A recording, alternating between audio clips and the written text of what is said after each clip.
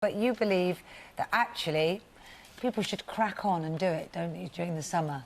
A half an hour a day, which is not a hardship.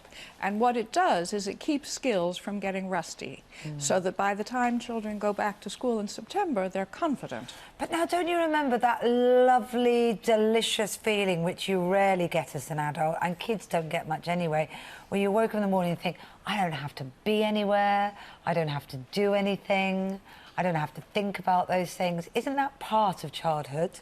Well, there's lots of things that children have to do every day, even during the holidays. They have to brush their teeth, they have to have a bath, they have to make the bed.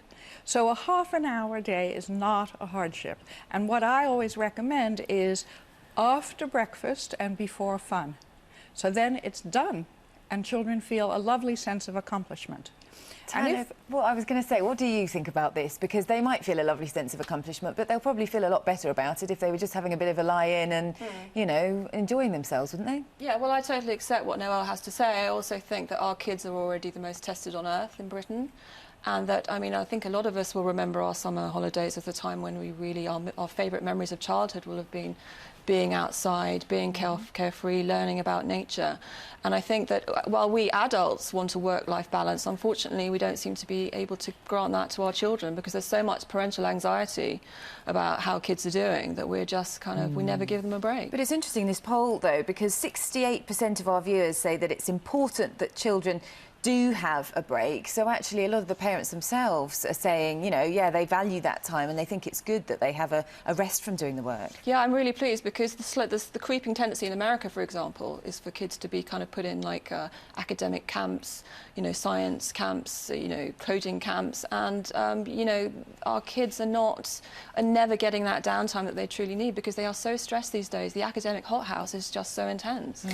Is it also partly to do with parents working? What you're describing is parents being at home, isn't it? Having some time with them to have fun, and then also having some time to do a little bit of work. And very often what it is, it's about childcare, isn't it, really, those sort of camps? Yeah, and I think we have to bear that in mind. I mean, for example, 1 in 4 parents want tutoring for their children over the summer. Now, that isn't just to catch up, that's also to get ahead, and 1 in 5 of them want that because they want their kids to be top of the class. So I think that we just have to get our priorities right, because is that a bad priority for a parent, to want their child to do well? No, it isn't a bad priority, but I mean, summer is the time when kids learn about themselves, they learn about resilience, they really get to know themselves.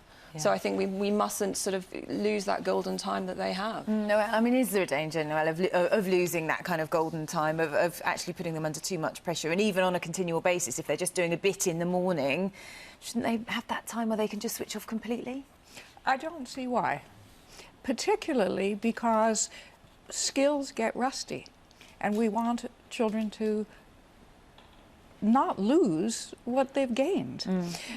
A lot of times parents like the idea of it, of doing a half an hour a day, but they're worried that they won't be able to get their children to sit down and do it. Oh, well, that is a fair point. That is another matter, actually. That is another matter, yeah, definitely. So I wanted to say that on our website we have 2 tip sheets for parents, specifically about how to motivate children. How to do that. And we've got that link on our website, so for people who are interested in how to do it. But actually a diary is quite a good idea, I think, isn't it? Yeah. Sort of, you know, recording what you're doing. Lots of you getting in touch this morning, and I do love some of these comments. I've got one here from Ian, who's got in touch on Twitter with me. Morning, Ian. He says, do you read the news, do interviews, etc. when you're on holiday? I don't see why children should have to do homework while they're off. Johnny Berry says, let your child explore the world around them. That's all the homework they will need.